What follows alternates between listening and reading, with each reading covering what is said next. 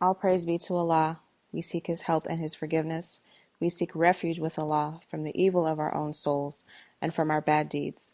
Whomsoever Allah guides will never be led astray, and whomsoever Allah leaves astray, no one can guide. I bear witness that there is no God but Allah, and I bear witness that Muhammad is His slave and messenger. Assalamu alaikum wa rahmatullahi wa barakatuh. Peace be upon any and every one of you out there that's listening. We're back again. My name is Aziza. My name hasn't changed since the last episode, so I don't know why I said that. But anyway, nevertheless, I'm Aziza. And with me, once again, gracing us with her presence, mashallah, is Sister Rauya. Assalamu alaikum wa rahmatullahi wa barakatuh. Wa alaikum salam wa rahmatullahi wa barakatuh. So, we're not going to waste any time this episode. We got our feet wet with the last one. We're just going to pick up where we left off. I believe Sister Rauya was discussing hijab, the misconception that hijab is something oppressive, meant to make women second and or third class citizens. Sister Rauya was going to talk about that hijab is actually mandatory for men as well. So, Sister Rauya. Okay, so yeah. Anyways, hijab for a man is just as mandatory as it is for a woman as it is for a man. The only difference is the hijab of a man is not as noticeable to the human eye as it would be to a woman. You know, when you walk down the street and you see a Muslim woman, you know when you see a Muslim woman, unless she's not covered. Mm-hmm. The basics, exterior hijab for a man would be a thobe or a man's abaya, or some people say like a men's, I don't know, Ziza, do they say jalabia for a man? I can't remember. Or jalabab? I think it's a jalabab, I believe. Okay, that's what I think too. And so that would be, it would basically like looks just like what the woman has on, but it's made and cut to fit a man. It's not form-fitting. It's not tight. It's loose. It's modest. It's made to cover the adornments on a man. Mm-hmm. As well as he should look masculine. He shouldn't look feminine. He should, inshallah, want a beard or strive to have one or have masculine features. His clothes, if he doesn't wear this type of Islamic attire, should be, you know, just regular jeans and a shirt and stuff like that, and proper clothes that he prays in. But it also appears to him, the Muslim man, lowering his gaze and not wearing tight clothes, not looking feminine. Definitely don't want a man looking more like a girl than you do. Well, let's not go there. That's not the topic for today. We're not going to go there. Just, I don't know, I guess that was kind of like one of those bloopers they be having, you know, just like, oh, well, yeah, you know. Because, you know, that's the trend that is nowadays, the trend. To have effeminate men. Mm-hmm. And that is not what Islam is about. These men are not supposed to be wearing skinny jeans. They're not. Don't go there, sis. Don't go there. We gotta save that. Oh no, I'm just saying that this is not. This is not hijab for them to wear tight jeans like this. A man is not supposed to be wearing tight fitted jeans like that. He should be wearing looser fit jeans than that.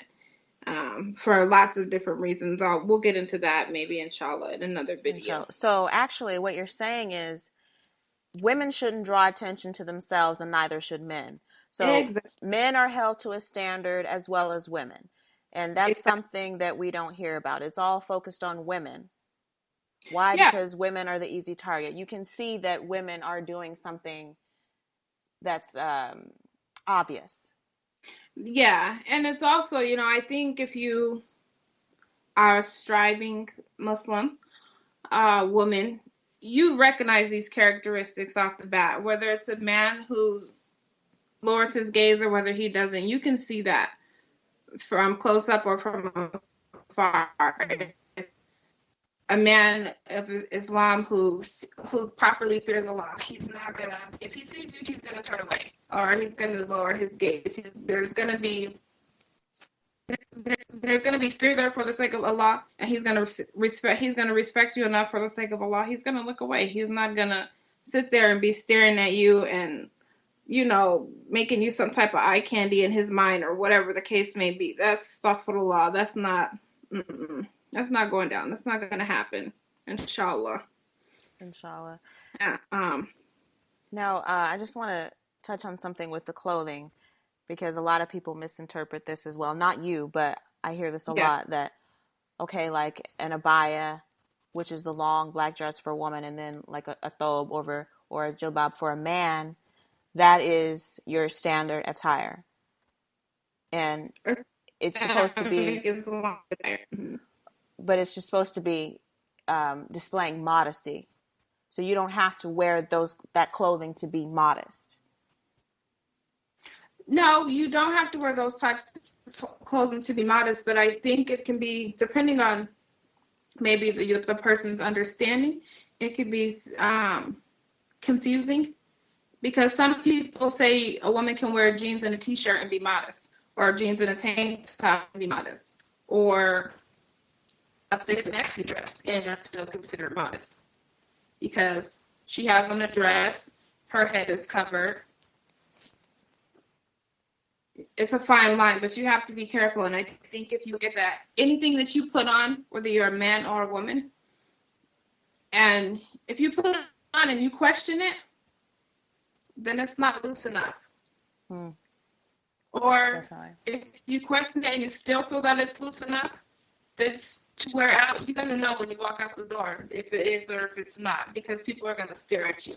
But if you don't think that it's modest enough and that you're meeting that Islamic guideline and that you're doing this for the sake of Allah, then you know that you need to get another abaya. You need to put on an abaya on top of that. So if you are a Muslim woman who just wears dresses, you know what you got and what you don't got.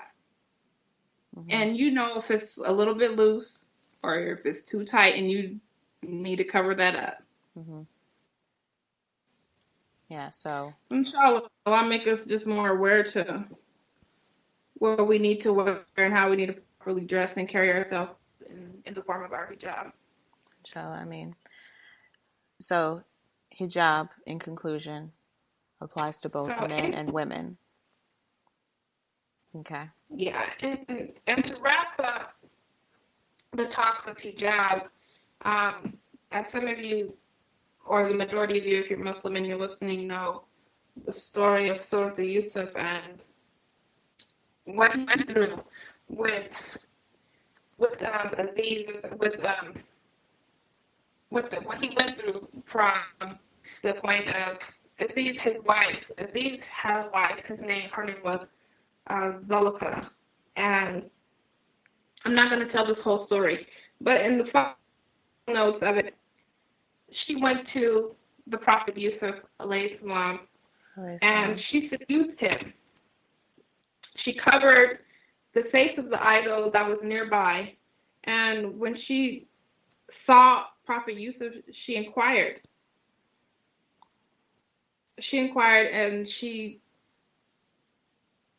this was a sin, because she went to him, she threw herself upon him because he was a mashallah, beautiful, gorgeous man that any woman would want. Because they say, that Yusuf alayhi salam was so beautiful that the beauty of the people that walk the earth today, we have 1/3 or 1/2 of his beauty. So you could only imagine, inshallah, how beautiful of a man he was. So, she threw herself upon him. Her husband, was obviously very angry. So I hate to interrupt you, but what was his response? Because I think that is so important as to how men should act. He was terrified. He was terrified that this woman had came into his home, or into the area of the party where they were having the party at, and he was in another room I believe, if I remember that correctly, and forced herself upon him. And he had, if I remember correctly, he tells her to fear Allah and that she should, she should stay far away. He reminded her that she even had a husband, I believe. And his exact reply to, at one point, was, Tazalaka encompasses the truth of the essence. This is, wait, hold on. No, did I delete it?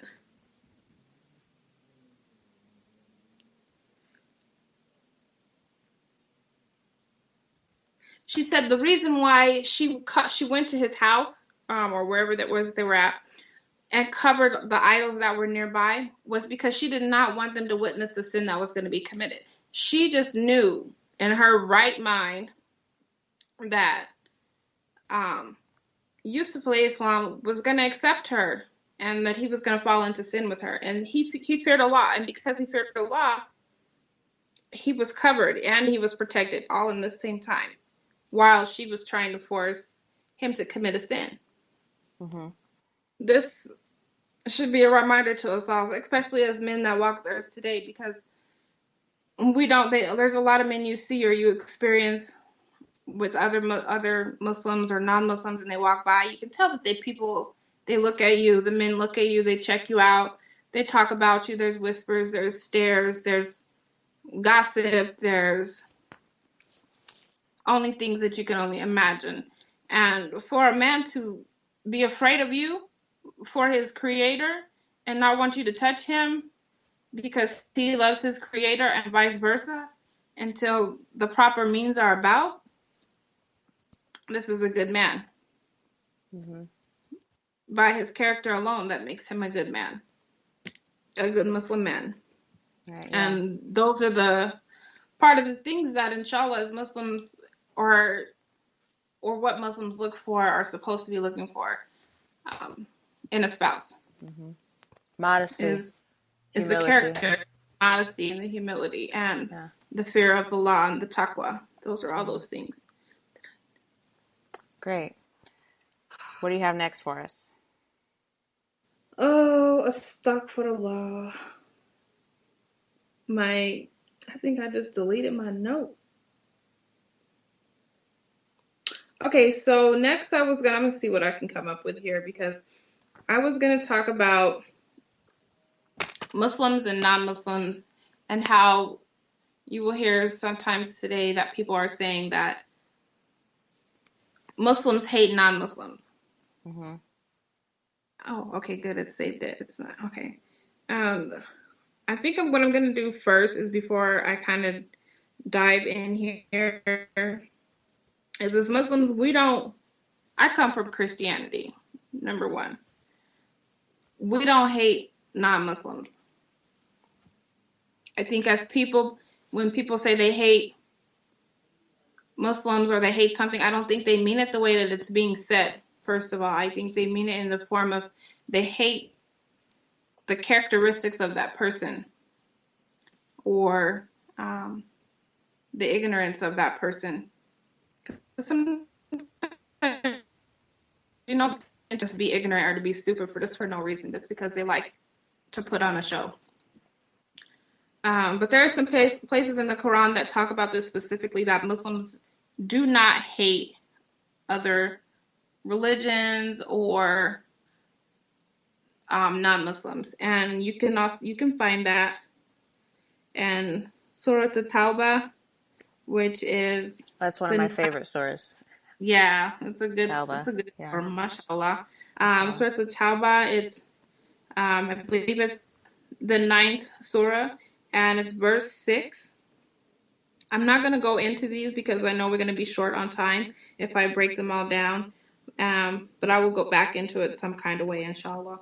And also in Surah But Ashura. Can you pause? I would really like you to read verse 6 of Tawbah, because people like to talk about Muslims, and they say that, Muslims are going to cut off your head if you don't become Muslim and all this craziness. And people want to talk about how the Quran is violent and how the Quran is this and that. Well, here's a verse right here saying to grant refuge to those who are different faiths.